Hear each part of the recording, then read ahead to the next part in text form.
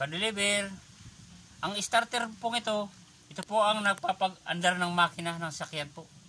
Papalitan natin ng carbon brush. Kasi po hindi na siya umaandar. Kukuha tayo ng sample para pag nagbili tayo ng carbon brush. Dandan lang po ang pagtanggal ng carbon brush kasi baka makatapon yung spring. Ito po, spring nya. Ito po, napaka-basic naman po mga ka-deliver. Carbon brush. Ito lang po ang bibilhin mga ka-deliver. Paki-subscribe naman po sa YouTube channel Ka-Deliver Vlog.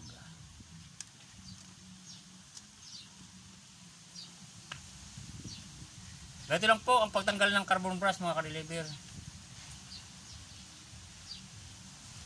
Ito na po yung sample. Kahit isa lang po ang dali natin. Hindi na apat. Okay na po siya. Ka-deliver. Tanggal na po. Carbon brush.